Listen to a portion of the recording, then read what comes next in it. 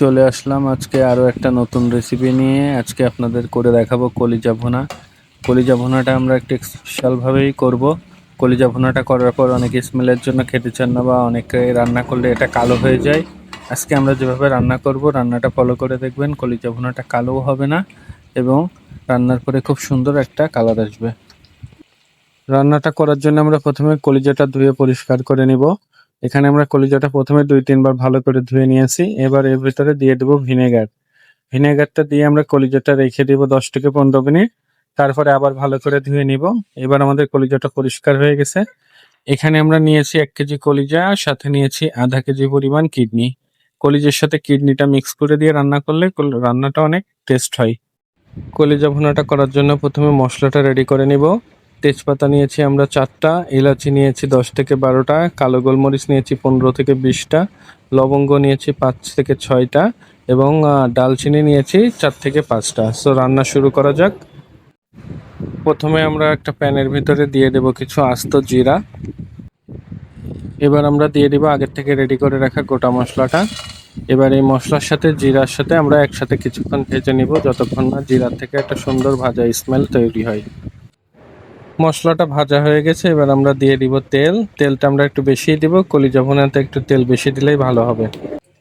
তেলটা গরম হয়ে গেছে, এবার দিয়ে দেব 2টা মিডিয়াম সাইজের পেঁয়াজ কুচি।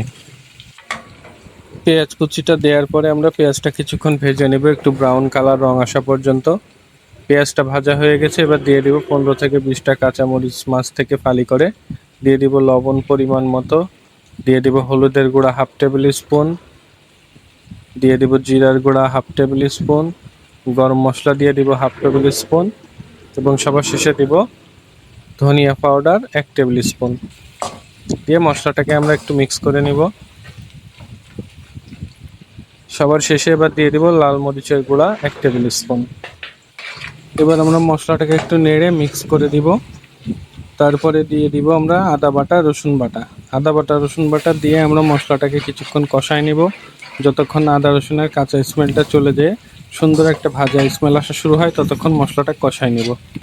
মশলাটা আমাদের কষানো হয়ে গেছে, এবার দিয়ে দেব আগে থেকে ধুয়ে পরিষ্কার করে রাখা কলিজা এবং কিডনি।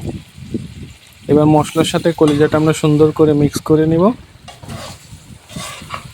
আমাদের কলিজাটা মিক্স করে নিয়ে এবার আমরা 10 মিনিট ঢেকে দিয়ে রান্না করে নিব। কলিজাটা আমরা ঢেকে দিয়ে 10 মিনিট রান্না করে নিয়েছি। 10 মিনিট পরে কলিজার থেকে যে পানিটা বের হয়ে আসছে, এটাতেই আমাদের রান্না হয়ে যাবে। যেহেতু আমরা কলিজাটা শুকনা শুকনা ভুনা ভুনা রান্না করব, সো আমাদের এক্সট্রা পানি দেওয়া লাগবে না। আমরা একটু হালকা করে নেড়ে দিয়ে কলিজাটা আবার ঢেকে দিয়ে রান্না করে নেব। কলিজাটা আমরা অফ ক্যামেরায় আরও 10 থেকে 15 মিনিট রান্না করে নিলাম। তারপরে কলিজার থেকে যে পানিটা বের হয়ে আসছিল, সেটা অনেকটাই শুকাই গেছে। সো কলিজাটা এবার আমরা মিডিয়াম হিটে রান্না করবো এবং একটু পরপর নেড়ে দিতে থাকবো, না হলে মশলাটা পাতিলের নিচেই লেগে যাবে।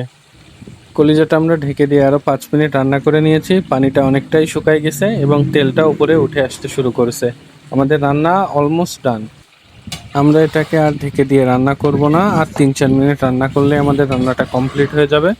আমরা এবার লো হিটে একটু পরপর এটাকে নেড়ে দিব, দিয়ে রান্না করে নিব যতক্ষণ না পর্যন্ত তেলটা পুরোপুরি কলিজার উপরে চলে আসে, ততক্ষণ আমরা এটাকে রান্না করে নিব। সো আমাদের পারফেক্ট কলিজা ভুনা রেডি। তেলটা মশলার থেকে পুরোপুরি ছেড়ে দিয়েছে এবং কলিজা ভুনার কালারটাও কত সুন্দর এসছে, কালো হয়ে যায়নি, লাল টুকটুকে একটা কালার এসছে। সো আমাদের কলিজা ভুনা রেডি টু সার্ভ। রেসিপিটা আপনারাও ট্রাই করে দেখবেন, অসম্ভব টেস্ট হবে। আর অনেক মজার মজার রেসিপি পাওয়ার জন্য চ্যানেলটা সাবস্ক্রাইব করে দিবেন। Thank you for watching.